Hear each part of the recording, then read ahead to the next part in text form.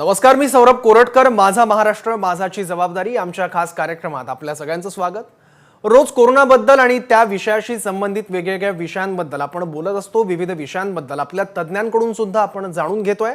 आजचा आपला विषय आहे की कोरोना काळात ज्येष्ठ नागरिकांनी नेमकी काय काळजी घ्यावी.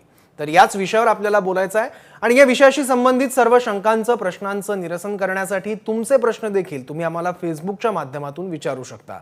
याबद्दल बोलण्यासाठी आपल्या सोबत आहेत ज्येष्ठ नागरिक उपचार तज्ञ म्हणून किंग्सवे हॉस्पिटलमध्ये काम करणारे डॉक्टर मोना राय आणि त्याचबरोबर नानावटी रुग्णालयातले मधुमेह तज्ञ डॉक्टर मिहिर राऊत. दोघांचंही मनपूर्वक स्वागत या कार्यक्रमात.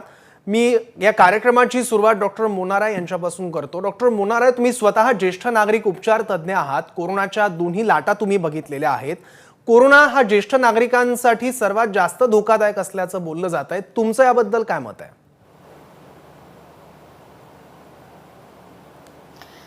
हाँ, ये जो कहा जाता है ये फैक्ट है, क्योंकि जो सीनियर सिटीजन होते हैं ये एक special sub group end subset of population है जिनमें रिस्क ऑफ कोरोना या उसकी जो सीरियसनेस होती है वो ज़्यादा बढ़ के आती है. बिकॉज जब हम सीनियर सिटीज़न की बात करते हैं तो वो already pre existing conditions largely सब लोगों में होता है. वो डायबिटीज़ हो सकता है, हाइपरटेंशन हो सकता है, प्रीवियसली एग्जिस्टिंग लंग इश्यूज़ या लंग डिसऑर्डर्स जिसको हम क्रॉनिक ऑब्स्ट्रक्टिव एयरवे डिजीजेस बोलते हैं, जिसकी वजह से उनका ऑलरेडी एक कॉम्प्रोमाइज्ड हेल्थ कंडीशन में वो रहते हैं. प्लस उनकी इम्यूनिटी भी काफ़ी हद तक रिड्यूस्ड होती है. End that is the reason जिसकी वजह से ये जो सीनियर सिटीजन्स हैं इनके अंदर कोरोना की जो बीमारी है ये ज़्यादा सीरियस टर्न लेती है compare to the younger adults. Of course young adults में भी होता है, बट इन जनरल जो वल्नरेबल पॉपुलेशन होता है, दैट इज़ वाई द जो सीनियर सिटीजन्स का पॉपुलेशन है वो हमारा वल्नरेबल पॉपुलेशन है और उनका प्रिवेंशन या उनको प्रिवेंट करना इस एक्सपोजर से बहुत बहुत इम्पोर्टेंट है. ठीक है, माझाचे प्रेक्षक ठीक आहे तुम्ही पूर्ण करा. ये जो कंडिशंस हैं नाही, ठीक आहे, I can take the question. Okay, माझाचे प्रेक्षक आहेत सुजित दिवेकर म्हणून. त्यांचा एक प्रश्न आहे पुढचा की ज्येष्ठ नागरिकांना झालेला कोरोनाचा संसर्ग हा घातक ठरू नये यासाठी नेमकी काय काळजी घेतली जाऊ शकते. डॉक्टर मोना राय.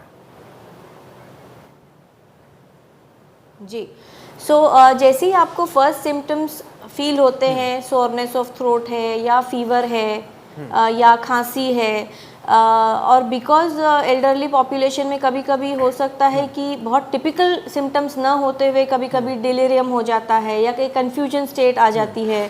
तो ऐसे कुछ भी अगर साइंस दिखते हैं तो तुरंत आपके जो डॉक्टर हैं, जो आपके प्राइमरी कंसल्टेंट हैं, एंड ऑल्सो काफ़ी सारे हेल्पलाइन नंबर्स अब आ चुके हैं. इन द अर्लीस्ट उस चीज़ को उनके अटेंशन में लाना चाहिए और मेडिकल हेल्थ सीख करना चाहिए, जिसमें कि पहला चीज़ ये रहेगा कि आप RT-PCR कराएं. RT-PCR कैसा होता है, डिपेंडिंग ऑन दैट फिर जो आपके प्राइमरी कंसल्टेंट रहेंगे, आप रजिस्टर हो जाएंगे किसी प्राइमरी कंसल्टेंट के साथ में, और वो जैसे जैसे आपको गाइड करेंगे. एक चीज़ और मैं कहना चाहूँगी कि अभी विथ ऑनलाइन कंसल्टेशंस बहुत ज़्यादा अवेलेबल हो रहे हैं, बहुत हॉस्पिटल्स ऑनलाइन कंसल्ट के साथ आ रहे हैं. सो वो भी एक बहुत इजी वे है for senior citizens to get in touch with their doctors, and this should be done. यानी ये सीनियर सिटीजन्स को अपने प्रायर डॉक्टर से ऑनलाइन कंसल्ट करना चाहिए, जैसे वो गाइड करें उस हिसाब से वो करना चाहिए. एंड जैसे ही सिम्टम को नज़रअंदाज ना करें कि ठीक है, हो जाएगा, ठीक हो जाएगा, ठीक. ये जो देर होती है ये सबसे ज़्यादा घातक होता है और एक ग्रीवियस टर्न ले सकता है या एक सीरियस टर्न ले सकता है. ठीक आहे. डॉक्टर मिहिर राऊत, तुमच्यासाठी माझा पुढचा प्रश्न आहे. तुम्ही मधुमेह तज्ञ म्हणून गेल्या कित्येक वर्षांपासून काम करत आहात. अनेक ज्येष्ठ नागरिकांकडे आपण बघितलं तर त्यातील बरेच जण हे मधुमेहाने त्रस्त असतात. तर त्यांना नेमकं कसं जपायचं, त्यांनी काय काळजी घेणं अपेक्षित आहे? मधुमेह म्हणजे डायबिटीज, त्यासाठी ज्येष्ठ नागरिकांनी ज्यांना डायबिटीज आहे त्यांनी या काळात मॉनिटरिंग सोडायला नाही पाहिजे. म्हणजे ब्लड शुगरची मॉनिटरिंग, जशी आपण घरी आजकाल सगळे पल्स ऑक्सिमीटरने ऑक्सिजन बघतात कोरोनाच्या काळात, तसंच ब्लड ग्लुकोज मॉनिटरिंगच्या डिव्हाइसेस असतात, त्यांना ग्लुकोमीटर म्हणतात. स्वतःचे ग्लुकोमीटरने रीडिंग घेत राहावी, त्याचा कंट्रोल आपण स्वतः बघत राहावा, दर आठवड्यात बघत राहावा. जर शुगर तुमचा कंट्रोल बरोबर नसेल, डाएट एक्सरसाइज करून पण जर तो कंट्रोल जर येत नसेल तर तुमच्या तज्ज्ञ जे तुम्हाला बघतायत, मधुमेह तज्ज्ञ तुमचे फिजिशियन्स जे आहेत त्यांना रिपोर्ट करावा. ऑनलाईन कन्सल्टने पण होऊ शकतं किंवा पर्सनल कन्सल्टने पण होऊ शकतं. तुम्ही जाऊन त्यांना अप्रोच करू शकता की माझा शुगर कंट्रोलमध्ये नाही आहे. तर शुगर कंट्रोलमध्ये ठेवणं जरुरी आहे. कारण कोरोना काळात आम्ही बघितलं की ज्या पेशंट्सना कोरोना झाला आहे आणि ज्यांना डायबिटीज आहे, ज्यांना डायबिटीज कंट्रोलमध्ये नाही आहे त्यांना फारसे इन्फेक्शन्स होतात आणि ज्यांना एक्झिस्टिंग डिझीज पण आहे तो लांबला जातो. तर शुगर कंट्रोल फार इम्पॉर्टंट गोष्ट आहे. Before corona also, with corona and after corona also. तर त्यासाठी मॉनिटरिंग, सेल्फ मॉनिटरिंग आणि ॲप्रोप्रिएट टाईमवर कन्सल्ट करणं हे गरजेचं आहे माझ्या हिशोबाने. ठीक आहे. डॉक्टर मीर, आपण बघितलं तर सध्या बरेच ज्येष्ठ नागरिक हेल्थ कॉन्शियस असतात, डाएटसुद्धा फॉलो करतात, त्याचबरोबर व्यायामसुद्धा त्यांचा रेग्युलरली सुरू असतो. हे सगळं सुरू असताना कंट्रोल डायबिटीज म्हणजे नेमकं काय? मग त्याचं प्रमाण म्हणजे कितपत प्रमाण हे कंट्रोल्ड मानलं जातं शुगरचं? अच्छा, जर आपण ग्लुकोमीटरने बघू तर जर तुम्ही फास्टिंग कराल किंवा उपाशी पोटी ते 140च्या खाली असेल तरी त्यांना कंट्रोल मानलं जातं. आणि जर खाल्ल्यानंतर 180च्या खाली पण असेल त्याला पण कंट्रोल मानलं जातं बाय ग्लुकोमीटर. ग्लुकोमीटरने रिडिंग थोडेफार प्लस मायनस येतात, त्यामुळे आपण तेवढा एरर आपण देऊ शकतो. तर जर या रिडिंग्समध्ये तुमचे नसतील आणि शुगर जर तुमचं सतत 200च्या वर जात असेल आणि सध्या तुम्हाला माहिती आहे की आंब्यांचा सीझन पण आहे, खूप सारे जे ज्येष्ठ नागरिक किंवा सगळेच आंबे खातात आणि त्यानंतर शुगर एक्सपोनेन्शियली वाढ होते. आणि जर डायबिटीसचं कसं आहे की इट्स अ सायलंट किलर. जर तुम्ही ते तुम्हाला साईन्स सिम्टम्स अर्ली फेजमध्ये काही कळणार नाही. जर तुम्ही स्वतःला मॉनिटर नाही केलं, तर ग्लुकोमीटरने स्वतःला चेक नाही केलं दर आठवड्यात, तर तुम्हाला कळणार नाही. किंवा तुम्हाला काही सिम्टम्स आले, डोकेदुखी, किंवा जर तुमचं नियमित सगळं सुरू असेल, डाएट एक्सरसाइज सगळं सुरू असेल आणि तुम्हाला जर काही डोकेदुखी किंवा अंगदुखी किंवा असं काही वाटत असेल, तहान, लघवी सारखी होणे, बरोबर नाही दिसणे, डबल दिसणे किंवा असं धुरकटपणे दिसणं, तर तुम्हाला लवकरच शुगर चेक करायला पाहिजे. आणि जर ती आटोक्यात येत नसेल, जर तुम्ही सगळ्या मेडिसिन्स एक्सरसाइज करून दुसऱ्या दिवशी तिसऱ्या दिवशी पण आटोक्यात येत नसेल, तुमची रिडिंग 200-300च्या वरच जात असेल, तर आय थिंक त्यावेळी तुमचे जे तज्ज्ञ आहेत त्यांना कॉन्टॅक्ट करून गोळ्या वाढवणं हे जरुरी आहे. किंवा इन्सुलिन जर लागत असेल तर इन्सुलिन देणं फॉर टाईम बिंग. आणि कुठल्या कारणामुळे झालं आहे, म्हणजे इन्फेक्शनमुळे वाढलं आहे, स्ट्रेसमुळे वाढलं आहे, की हे काही खाण्यामुळे वाढलं आहे, हे ठरवणं गरजेचं आहे. बरोबर. पण मग या सगळ्या काळात ज्येष्ठ नागरिकांचा आहार काय असावा याबद्दल पण मला तुम्हाला विचारायचं आहे. पण मी डॉक्टर मोना यांच्याकडे जातो पुन्हा एकदा. डॉक्टर मोना, बरीच कुटुंब अशी आहेत की ज्या कुटुंबात फक्त ज्येष्ठ नागरिक आहेत, ज्यांचं वय 60च्या वर, 65च्या वर किंवा 70च्या वर आहेत, तर असे काही कुटुंब असतील तर त्यांनी नेमकी काय काळजी घ्यावी? कारण घरात तरुण मंडळी नाही आहेत काळजी घ्यायला, त्यांना स्वतःला काळजी घ्यायची आणि घरात सगळे ज्येष्ठ नागरिक आहेत, अशा वेळी काय?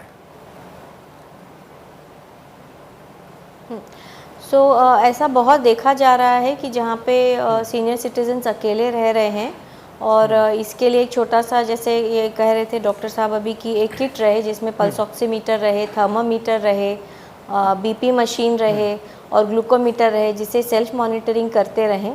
और ऑल्सो आई फील कि एक जिम्मेदारी एज सिटीजन्स हम लोगों की भी है और जो उनके रिश्तेदार हैं उनकी भी है कि रेगुलर कॉल करते रहें, रेगुलर टच में रहें. आजकल जूम कॉल या फेसबुक या फेस टाइम के ज़रिए अच्छे से, मतलब एक टच में रहना बहुत इम्पॉर्टेंट है और थेरेपेटिक भी है. तो इन लोगों को जो डिप्रेशन की फीलिंग आती है वो नहीं होती, वो कॉम्बैट हो सकती है. सो इन टच रहना है. खाने के लिए बहुत सारी ऐसी ऑर्गेनाइजेशंस हैं जो खाना भी प्रोवाइड कर रही हैं ऐसे सीनियर सिटीजन्स को जो नहीं अपने आप कर पा रहे हैं. तो उनके फॉरवर्ड्स करें, उनसे रीच आउट करें उन लोगों को. और एक कम्युनिटी के बतौर हमारी भी एक जिम्मेदारी होती है ऐसे एल्डरली सिटीजन्स के तरफ कि हम पूरी कोशिश करें कि वो अकेले ना फील करें. और उनके जैसे ग्रॉसरीज है तो या तो उनको ऑनलाइन मंगवा दें, कोई अड़ोसी फ़ोन पे बोले कि ठीक है आप व्हाटएवर उनकी जो लिस्ट है वो मंगवा दें. खाने की हैं जो फूड ऑर्डर कर दें, और तो उनके लिए कुछ चीज़ें आसान हो जाएं. एंड जब भी उनको अगर डिप्रेशन लगे तो उनको आगे जाके जो हेल्पलाइन नंबर्स हैं वो उस पर कॉल करें, क्योंकि लोनलीनेस और डिप्रेशन काफ़ी देखा जा रहा है इस दौर में. बरोबर. ते तर आहेच. खूप महत्त्वाचा मुद्दा तुम्ही सांगितलाय. म्हणजे सामाजिक जबाबदारीचं भान आपण सगळ्यांनी सुद्धा जपणं गरजेचं आहे. आपल्या आसपास असे कुठले ज्येष्ठ नागरिक असतील आजूबाजूच्या घरांमध्ये तर आणि त्याचबरोबर ज्येष्ठ नागरिकांचा आहार आणि त्याचबरोबर पोस्ट कोविड सुद्धा काही त्रास जाणवत आहेत, त्याबद्दल सुद्धा मला दोघांशी सुद्धा बोलायचं आहे. पण एक छोट्याशा ब्रेकची वेळ झालेली आहे. एक ब्रेक घेऊया आणि ब्रेकनंतर ही चर्चा अशी सुरू ठेवूयात. पाहत राहा ABP माझा.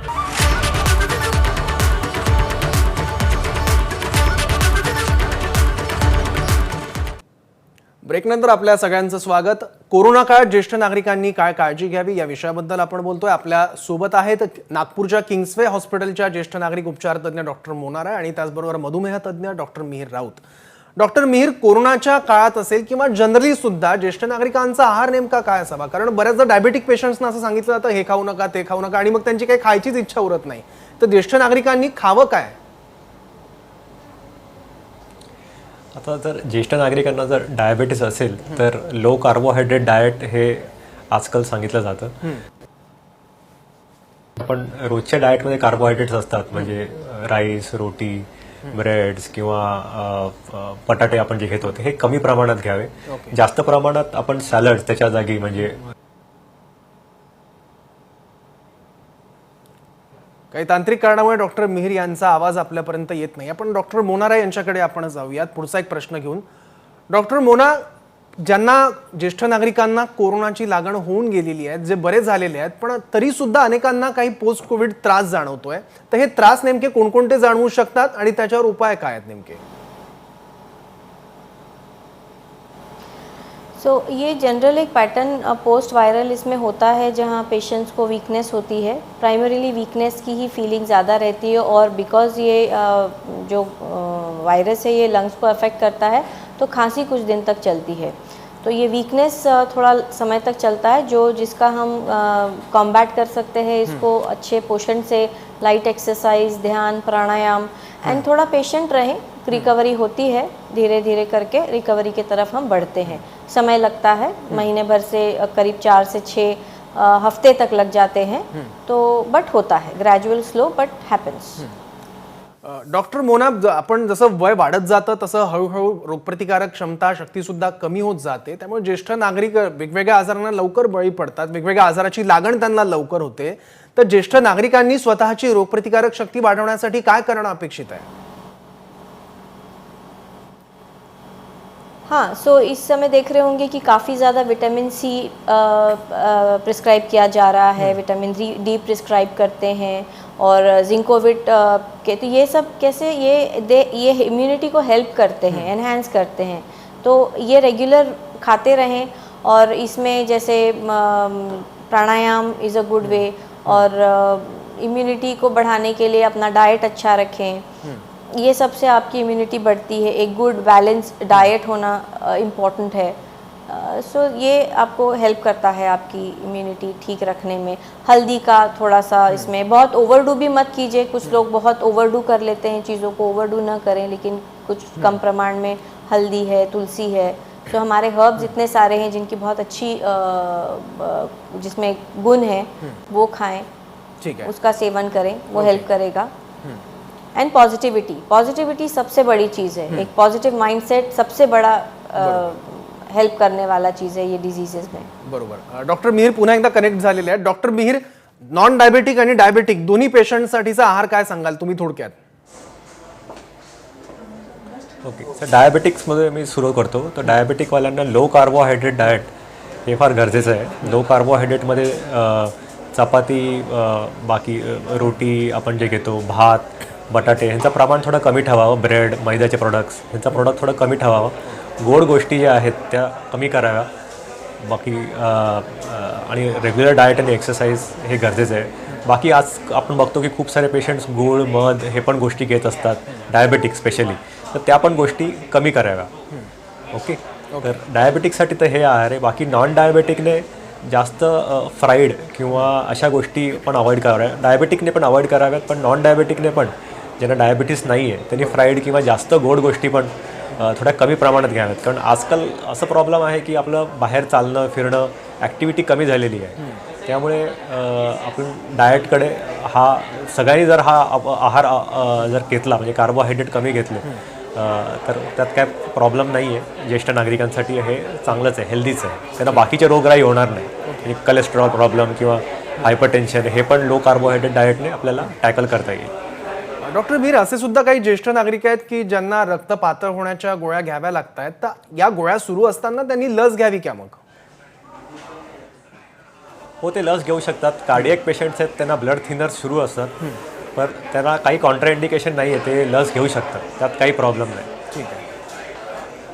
डॉक्टर मोना, तुम्ही कोरोनाच्या दोन्ही लाट बघितल्या आहेत, अनेक रुग्ण तुम्ही स्वतः सुद्धा हँडल केलेले असतील, त्यांच्यावर उपचार केलेले असतील, तर या दुसऱ्या लाटेत ज्येष्ठ नागरिकांना जेव्हा कोरोनाची लागण होते तेव्हा कुठली नवीन लक्षणं तुम्हाला आढळलेली आहेत का?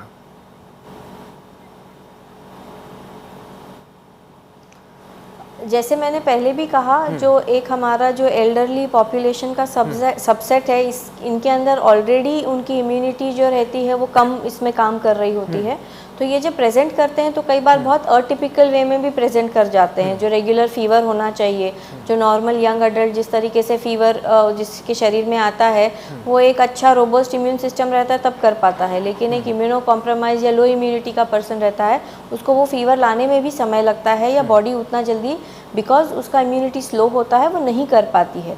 सो बहुत बार ऐसे पेशेंट ऑलरेडी हाइपोक्सिया में रहता है, उसका ऑक्सीजन कम रहता है, तो थोड़ा कन्फ्यूजन स्टेट में रहेगा, स्पेशली जो एल्डरली पॉपुलेशन जिनकी मैं बात कर रही हूँ, तो थोड़ा कन्फ्यूजनल स्टेट रहेगा, थोड़ा डिलीरियस रहेगा, हल्की खांसी हो सकती है. तो एल्डरली पॉपुलेशन थोड़ा अटिपिकली तो प्रेजेंट करते हैं, एंड इट इज़ यही सब रीजंस की वजह से कि उनकी इम्यूनिटी ऑलरेडी एक कॉम्प्रोमाइज लेवल पे चल रही होती है. सो हमको बहुत अलर्ट होना होता है, और जो उनके इर्द गिर्द हैं उनको भी ये साइंस एंड सिम्टम्स के को लेकर के काफ़ी अलर्ट होना पड़ता है, जिससे कि वो जल्दी पकड़ सकें और वो जो टाइम जिसमें उनको मेडिकल अटेंशन मिलना चाहिए वो मिल जाता है. ठीक आहे. डॉक्टर मीर, बऱ्याचदा वृद्धांवर जेव्हा उपचार केले जातात कोरोनाचे, तेव्हा त्यांना सुद्धा काही स्टेरॉइड्स देण्यात येतात, त्यामुळे त्या प्रकारच्या औषधांचे साईड इफेक्ट जाणवू नये किंवा त्याचा त्रास होऊ नये म्हणून काय काळजी घेणं अपेक्षित आहे, काय काळजी घेतली जाऊ शकते? हां, तर स्टिरॉइड्स नॉर्मली तेव्हा दिले जातात हॉस्पिटलमध्ये जेव्हा आम्ही पण कोरोनाचे पेशंट्स बघतो, तर ज्यांचं ऑक्सिजन कमी होतं त्यांना स्टिरॉइड्स दिले जातात लंग प्रोटेक्शनसाठी. तर स्टिरॉइड्समुळे डायबेटीस आणि ब्लड प्रेशर हे दोन्ही वाढतं. तर त्यामुळे कधी कधी काय होतं की डिस्चार्ज केल्यावर पेशंटला स्टिरॉइड्सचे इंजेक्शनवरून गोळ्यांवर केलं जातं काही दिवस, आणि ते बघितलं गेलं खूप वेळा की पेशंट ते गोळ्या सातत्याने सुरू ठेवतात रेग्युलर मेडिसिन्समध्ये. तर त्याने ही काळजी बाळगावी की आपण जेवढे दिवस दिले आहेत डिस्चार्ज कार्डवर तेवढेच घ्यावे. आणि स्टिरॉइडच्या औषधं चालू असताना कधी कधी म्हणजे खूप वेळा नेहमीच आम्ही देतो की इंजेक्शन इन्सुलिन देतो. ते इन्सुलिन पेशंट्स घरी जाऊन स्वतः बंद करतात. ते बंद करायला नाही पाहिजे, ओके, कंटिन्यू करायला पाहिजे. आणि त्याशिवाय इन्सुलिन घेत असताना मॉनिटर करत राहायला पाहिजे शुगर, तरच आपल्याला कळेल की आपण कंट्रोलमध्ये आहे की नाही. जर कंट्रोलमध्ये नसेल, जर पेशंटचं कंट्रोल नसेल, तर आपण बघतोय की आजकाल ज्यांना आजकाल हे म्युकर आणि हे बाकीचे डिझिजेस आहेत, म्युकर मायकोसिस आणि हे आहे, हे हाय शुगरमुळेच आहेत. ते स्टिरॉइडमुळे नाही आहेत, पण शुगर पेशंटने कंट्रोल नाही केल्यामुळे आहे. जर शुगर कंट्रोल करतात घरी गेल्यावर पण, तर बाकीचे प्रॉब्लेम्स होत नाहीत. हो, वेळ संपत आली आहे कार्यक्रमाची, पण एक शेवटचा प्रश्न डॉक्टर मोना तुम्हाला, की तुम्ही म्हणालात की कोरोनाचा सर्वाधिक धोका ज्येष्ठ नागरिकांना असल्याचं यापूर्वी सुद्धा सांगण्यात आलं होतं, तुम्ही देखील त्याला दुजोरा दिलाय. त्याचा म्युकर मायकोसिसचा सुद्धा धोका ज्येष्ठ नागरिकांना सगळ्यात जास्त आहे? नहीं, ऐसा नहीं है. म्यूकोरमाइकोसिस सिर्फ एल्डरलीज में है ये ज़रूरी नहीं है. म्यूकोरमाइकोसिस किसी में भी हो सकता है. ऑफकोर्स जिनको स्टेरॉइड्स दिए हैं या जिनका शुगर बढ़ा हुआ है या इम्यूनो कॉम्प्रोमाइज्ड पेशेंट्स हैं, ये उन सब में म्यूकोरमाइकोसिस, ये सिर्फ एल्डरलीज को रेस्ट्रिक्टेड नहीं है, ये किसी में भी हो सकता है.